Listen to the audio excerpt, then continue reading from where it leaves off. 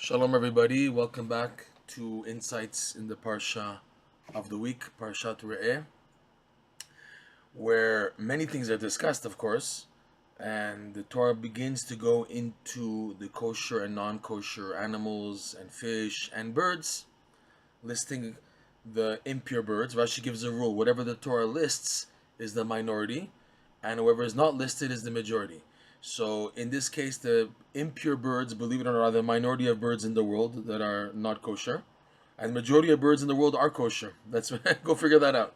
But in any event, there's one very interesting bird. There's different opinions of what exactly it is. The best description is a vulture or a kite.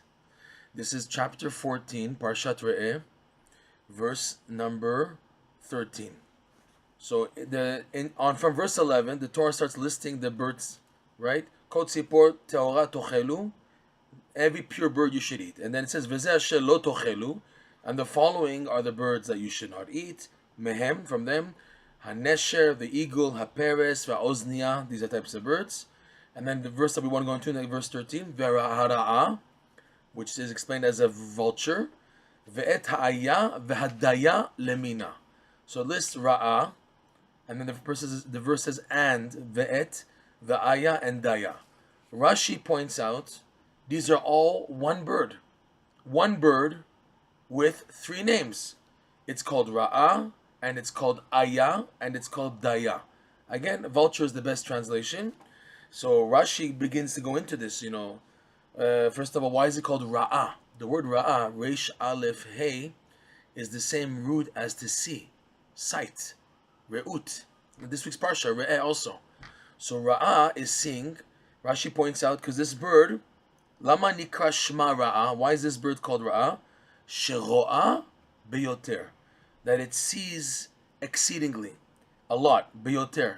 It sees, has better view and sees much more than regular, okay? And it's called also ayah and dayah. Rashi says, why all the names? Because, so that if now, when discussing the Chachamim, what's permissible, forbidden, they say, 1 second, this bird is not called Ra'ah, it's called dayah, or it's called ayah. So the Torah says all three are the same bird and all are forbidden. So you might come to think, oh, maybe this bird is not included in the prohibition and it's permissible. It's called dayah, it's called ayah. So the Torah says they're all from the same family.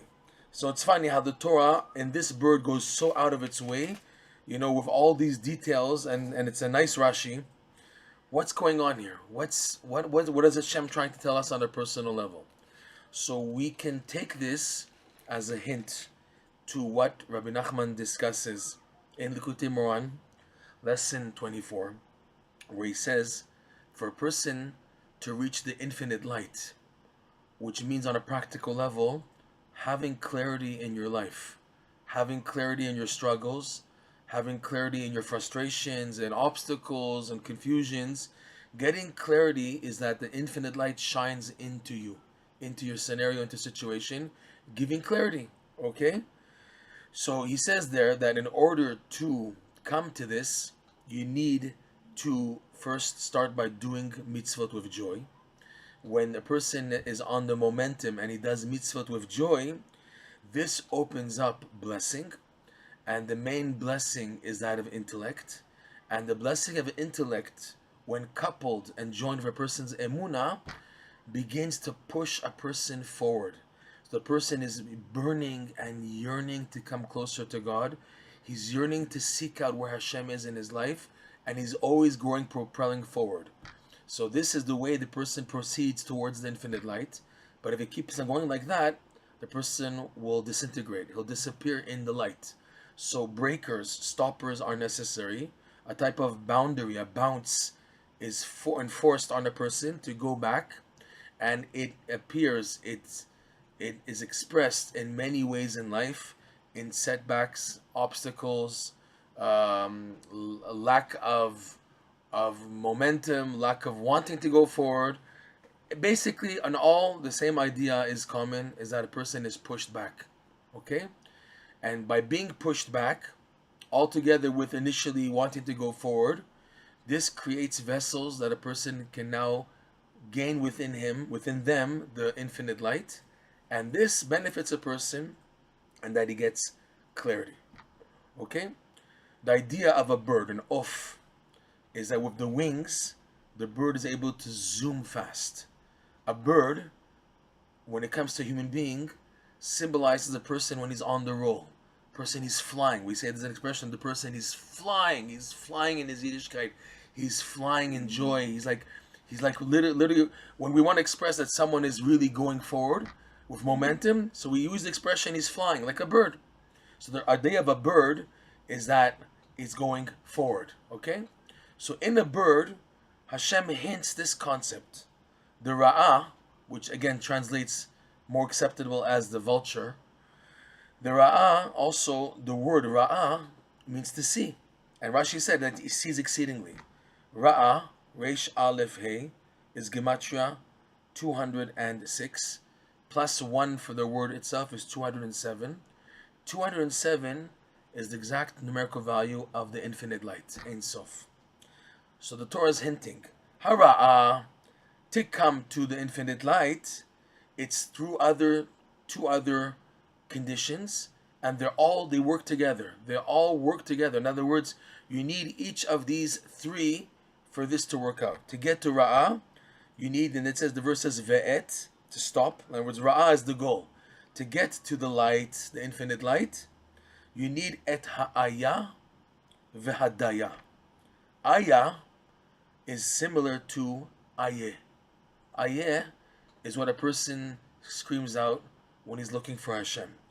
If you take a look on Shabbat morning in the Musaf, in the Kedusha of Musaf, which is called Keter, there's a point where we say ayeh mekom kivodo, and the Arizal writes that when you say ayeh, you should really, really focus on drawing upon yourself the highest levels of the Kedusha of Shabbat day, which is that level of the Neshama, and it's included in these three letters ayeh. Rav Nosson in the Likutey Moharan, he goes on further, saying that this high level of holiness on Shabbat day is triggered by the Jew yearning and expressing, Hashem, where are you? Ayeh mekom kevodo la'aritzo. Ayeh means, it translates as, where are you? Hashem, I'm looking for you. Where are you in my life? Ayeh. When does a person cry out ayeh?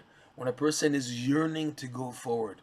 The yearning and longing, kisufin, desire, holy desire to go forward is expressed in the term ayeh. Because the Jew asks, Hashem, where are you in my life? All I want is to be a good Jew. And a person's yearning is to go forward. So the ayah is the prerequisite to come to ra'ah. In that, the person is saying, ayeh, Hashem, where are you? Ayeh, I want to come close to you. It's funny because when a person gets pinched, he says, ayah, ouch. In Hebrew, they say, ayah. Little kids, when they get pinched and beaten up, ayah, that hurts. So ayah is when a person gets squeezed, he cries out, Hashem, where are you? So this is the forward momentum, ayeh, because the only way you can go forward is if you yearn. If you don't yearn, you're not going to get forward. You have to have a yearning and a pining and a holy desire to go forward. That's ayah. And then dayah, the next term. So it says Ra'ah is the first name, and then that's through ve'et ha'ayah, through ayah, which is referring to ayeh, where are you, Hashem, the yearning. And then dayah is when you're a bird flying in momentum. You're going forward. Then, in order to perceive the light, you have to be bounced back, because if not, you'll disintegrate, you'll melt and disappear in this light. So from heaven, they say to a person, die. Dayah is rooted as if to say stop. Die, must speak, enough. So dayah is the brakes going backwards. Okay? So the verse reads again, V'hara'ah, to come to this light, the infinite light, it's through ve'et ha'ayah v'hadayah. Rashi said they're all the same bird, meaning they're all needed for the same activity, the same process. To come to the infinite light, you need ayah, which is ayeh, where are you, Hashem? And you need dayah, stop, don't go forward anymore, because you melt. Okay? Finally, this holy expression, why do we find it in an impure bird? It would make sense that the vulture is a pure bird if it has such a holy component and a holy expression and holy symbolism related to it. Why an impure bird?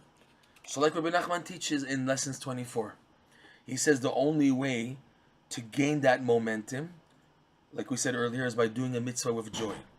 And the only way to do a mitzvah with joy is if you first go into the depths of the what's called the Hechalat Murot, the exchange chambers, that you're now in the area of impurity.